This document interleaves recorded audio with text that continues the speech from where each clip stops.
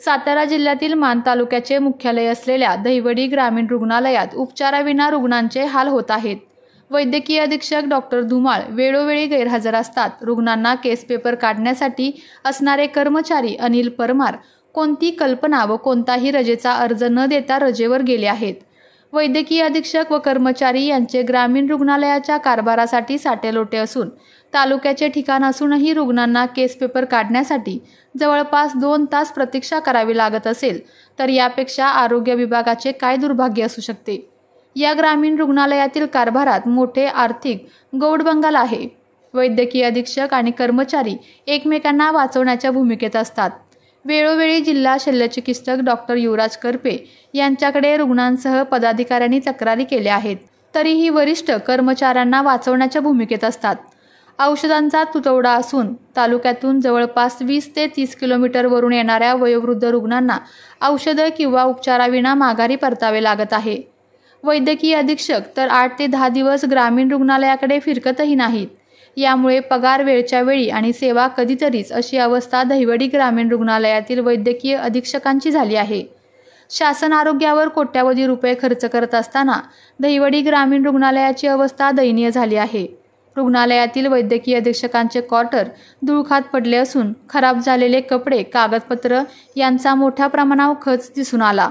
एकंदरीत पाहता वैद्यकीय अधीक्षक, वैद्यकीय अधिकारी व कर्मचारी शासनाची फसवणूक करत असल्याचे दिसून येत आहे।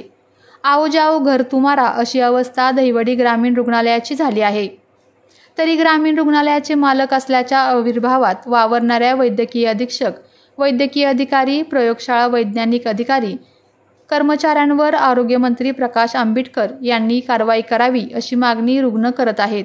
तर येत्या काळात जिल्हा शल्यचिकित्सक डॉक्टर युवराज करपे संबंधितांवर कारवाई करणार की आर्थिक साटेलोटे करून त्यांना वाचवणार यांकडे सर्वांचं लक्ष लागून राहिलं आहे।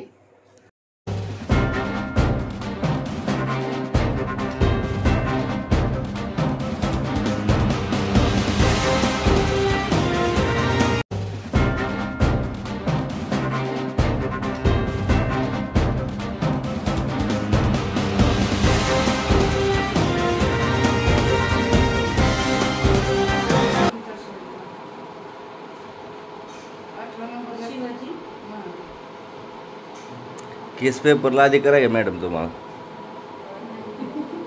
का देत आहे तुम्ही? का देत आहे? कुठं आहे स्टाफ?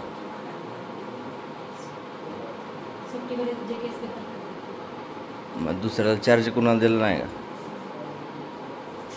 काय करतायत तुमचे एम एस काय करतायत?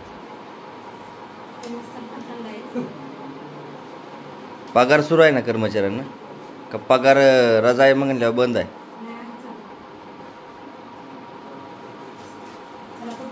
तुम्हाला सांगितलंय का कोणी की तुम्ही केस पेपर द्या म्हणून?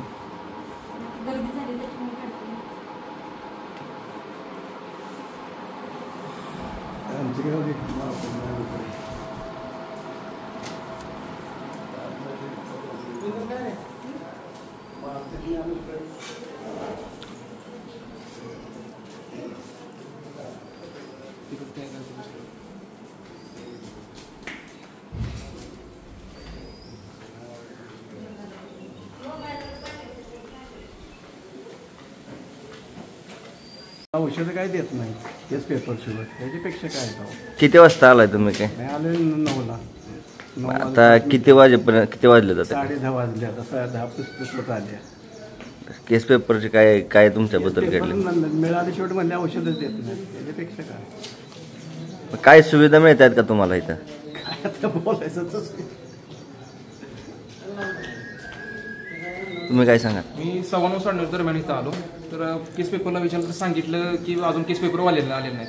थांबायचं आणि थोडा वेळ थांबलो, बराच तरी तास होऊन गेला।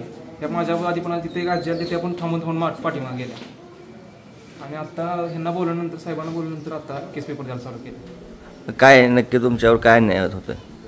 जे टाइम दिलं त्या टाइममध्ये तर माणसं पाहिजे, बरेच लांब आले। आता या आजी बघा तिथं आता चालत आलेले आहेत। वयस्कर लोकांना आमचं यंगचं काहीतरी होईल, वयस्कर लोकांना तर वेळेला उपचार मिळाला पाहिजे. बरं. तुमच्याबद्दल काय तुम्ही सांगू शकता? 8:30 वाजता आले मी हॉस्पिटलमध्ये, तर बोलले केस पेपर काढणारे कोणी नाहीत, त्याशिवाय ट्रीटमेंट काही करता येणार नाही. डॉक्टर वगैरे सगळे आतमध्ये आले, पण केस पेपर काढणारा व्यक्ती बाहेर गेलाय म्हणून काहीच चालू नाही इथं करत.